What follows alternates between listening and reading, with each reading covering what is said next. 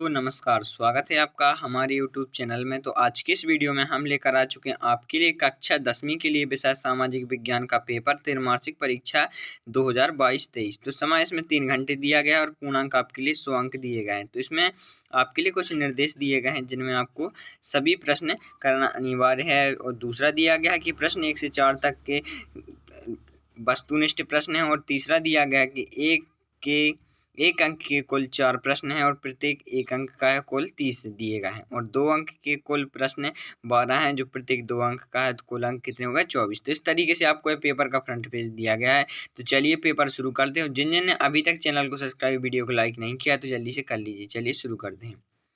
आपके लिए सबसे पहले क्वेश्चन दिया है पेपर में कि जलोढ़ एवं काली मिट्टी में अंतर लिखिए। तो यह प्रश्न आपके लिए काफ़ी इंपॉर्टेंट है, इसको आपको पेपर में पढ़कर ही जाना है। और इसमें आपके लिए 5-4 अंतर दिए गए हैं जिनको आपको काफ़ी अच्छे से इनको कंप्लीट कर लेना है। अब चलते हैं इसके नेक्स्ट क्वेश्चन की ओर।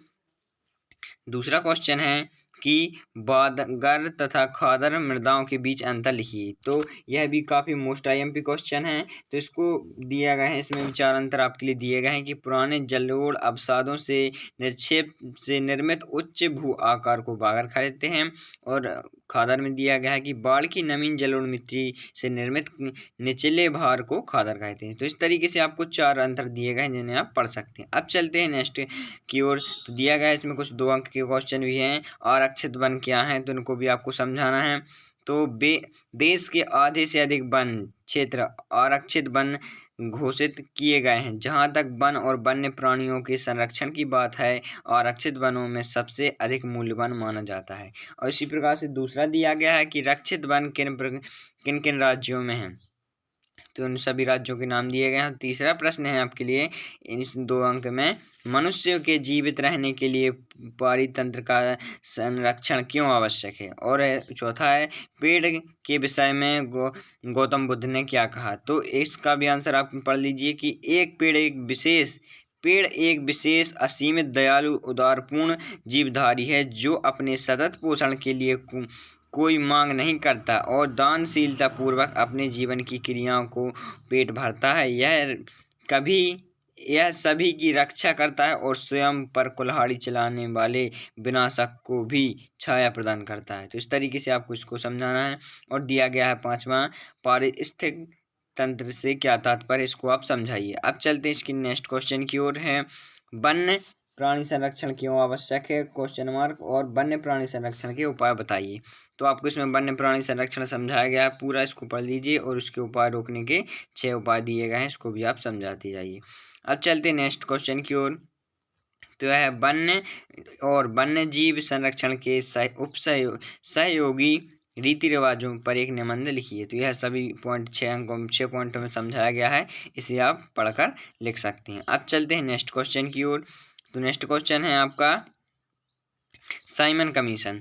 तो साइमन कमीशन क्या है, इसको आपने पूरा समझाया है, तो इसको आप पढ़ लीजिए कि 1927 में ब्रिटिश सरकार ने सर जॉन साइमन की अध्यक्षता के 7 सदस्यों का एक कमीशन नियुक्त किया था जिसका कार्य भारत में संवैधानिक सुधार लाने के लिए रिपोर्ट तैयार करना था। इस कमीशन का बहिष्कार इसलिए किया गया क्योंकि इसमें सभी सदस्य अंग्रेज थे और भारतीयों का इसमें कोई प्रतिनिधि नहीं था। जहां तक कमीशन जाता था वहां हड़तालें होती थी, काली झंडियां दिखाई जाती थीं और साइमन वापस जाओ का नारा लगाया जाता था। इसी आंदोलन का नेतृत्व करते हुए पुलिस की लाठियों के प्रहार से लाला लाजपत राय का निधन हो गया। तो किसमें हुआ था, साइमन कमीशन के विरोध में लाला लाजपत राय का निधन हुआ था। तो यह आपको क्वेश्चन पूछा जा सकता है। अब चलते नेक्स्ट क्वेश्चन की ओर कि गांधी जी के असहयोग आंदोलन को वापस लाने का फैसला क्यों की गांधी जी ने असहयोग आंदोलन को वापस लेने का फैसला क्यों किया, तो यह समझाया गया है, इसे आप पढ़ सकते हैं।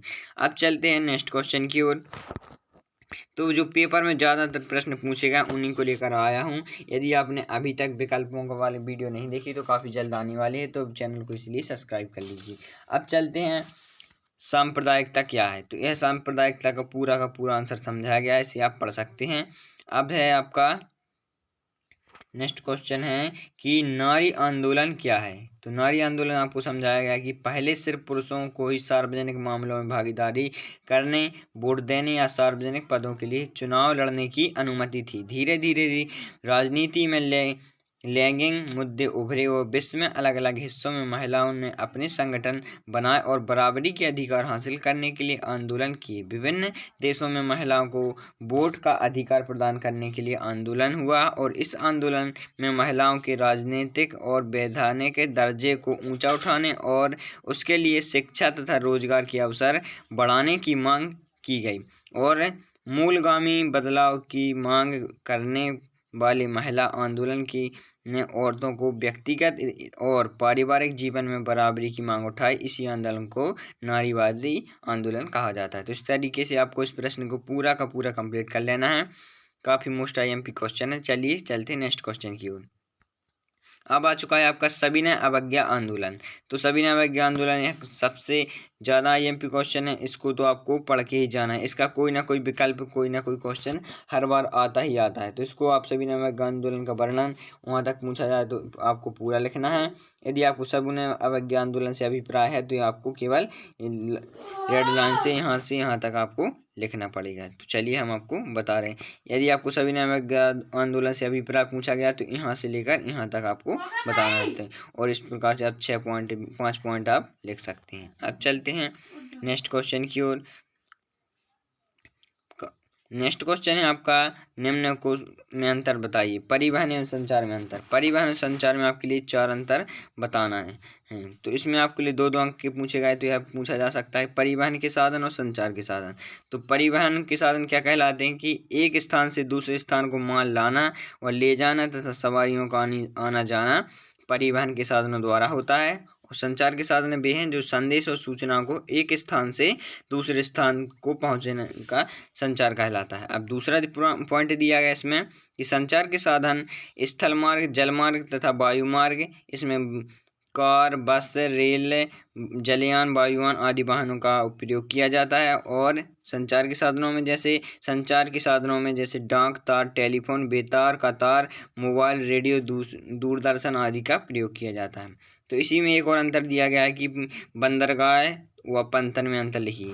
तो बंदरगाह क्या कहलाते हैं आपसे पूछा जा सकता है कि तो इसका आंसर है कि जलयानों या जहाज़ों के तट पर आने जाने, ठहरने, विश्राम करने के स्थान को बंदरगाह कहते हैं। और पंतन किसे कहते हैं कि समुद्र तट का वह अंतः स्थल जहां जहाज में माल लादने उतारने का कार्य किया जाता है उसे पंतन कहा जाता है। और दूसरा दिया गया है कि बंदरगाह में सामान्य सुविधा ही होती है, नगर जैसी सुविधा नहीं होती। और पंतन में नगर जैसी सुविधा होती है, जैसे यात्रियों को ठहरने और माल को सुरक्षित रहने की सुविधा होती है। तो इस तरीके से आपके सभी प्रश्न कंप्लीट होते हैं। हम मिलते हैं इसकी नेक्स्ट वीडियो में विकल्पों के साथ। तब तक के लिए चैनल को सब्सक्राइब कर लो।